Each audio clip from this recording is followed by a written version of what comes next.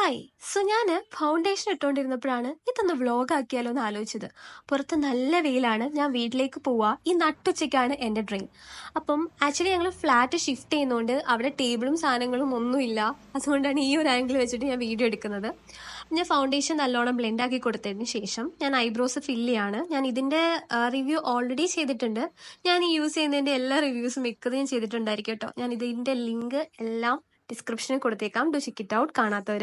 അപ്പം അത് കഴിഞ്ഞപ്പോൾ ഞാൻ പൗഡറാണ്, എൻ്റെ കോമ്പാക്ട് പൗഡർ ഓൾറെഡി തീർന്നു. അപ്പം ഞാൻ പൗഡർ വെച്ചിട്ടാണ് ഇപ്പോൾ അഡ്ജസ്റ്റ് ചെയ്യുന്നത്.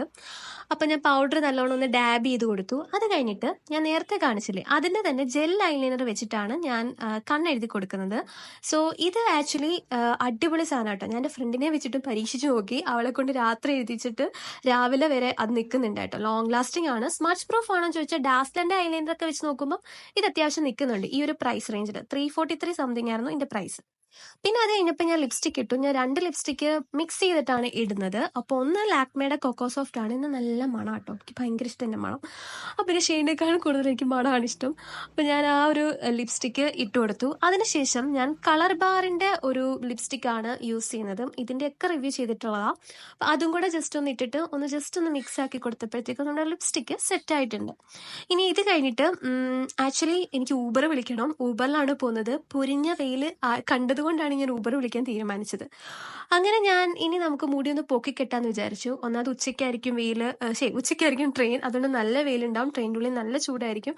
അതുകൊണ്ട് ഞാൻ ജസ്റ്റ് ഒന്ന് പൊക്കി ഒരു ക്ലിപ്പ് വെച്ച് ക്ലിപ്പ് ചെയ്തേക്കാന്ന് വിചാരിച്ചു. അപ്പം ഞാൻ നമ്മുടെ മുടി നല്ലോണം ഒന്ന് ബ്രഷ് ചെയ്തിട്ട് ഒന്ന് ക്ലിപ്പ് ചെയ്തു. അത് കഴിഞ്ഞപ്പോൾ ബോഡി മിസ്റ്റ് പ്ലമ്മിൻ്റെ വാനില ബൈറ്റ്സ് ആണ്. അടിപൊളി, എൻ്റെ ഫേവറേറ്റ് ആണ്. സോ അത് ജസ്റ്റ് ഒന്ന് യൂസ് ചെയ്തു.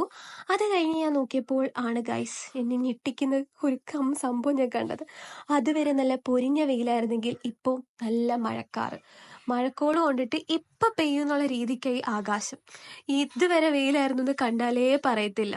ഈ വെയിൽ ഇവിടെ ഉണ്ടെന്നുള്ളൊരു കാര്യമേ പറയത്തില്ല. അത് കഴിഞ്ഞപ്പോൾ എൻ്റെ ഊബർ വന്നപ്പോഴത്തേക്ക് ചെറുതായിട്ട് ചാർന്നേ ഉണ്ടായിരുന്നുള്ളൂ. പക്ഷേ റെയിൽവേ സ്റ്റേഷൻ എത്തിക്കഴിഞ്ഞപ്പോൾ എൻ്റെ പൊന്ന് ഗൈസ്, മഴയോട് മഴ. വെയിറ്റ് ആദ്യമായിട്ടാണ് എൻ്റെ ചാനൽ കാണുന്നതെങ്കിൽ ഡു സബ്സ്ക്രൈബ്. പിന്നെ ഷെയർ ചെയ്യാനും കമൻറ്റ് ബോക്സിൽ കമൻറ്റ് ചെയ്യാനും ബെല്ലൈക്കൻ ഞെക്കി പൊട്ടിക്കാനും മറക്കരുത്. അങ്ങനെ എൻ്റെ ട്രെയിൻ വന്നു. ഒടുക്കത്തെ തിരക്കായിരുന്നു. ഞാൻ നിൽക്കേണ്ടി വന്നു പകുതി വരെ. നാട്ടിലെത്തിയപ്പോൾ അവിടെ മഴ. പിന്നെ അച്ഛൻ വന്നു എന്നെ പിക്ക് ചെയ്യാൻ. അങ്ങനെ മഴയൊക്കെ ആസ്വദിച്ച് വീട്ടിലെത്തി ഫുഡൊക്കെ കഴിച്ചു, ഒരു സിനിമയൊക്കെ കണ്ട് എൻ്റെ അന്നത്തെ ദിവസം കഴിഞ്ഞു ഗൈസ്. അപ്പം നെക്സ്റ്റ് വീഡിയോ ആയിട്ട് നമുക്ക് അടുത്ത ദിവസം കാണാം. അതുവരെ ഓക്കെടാ, ബൈ.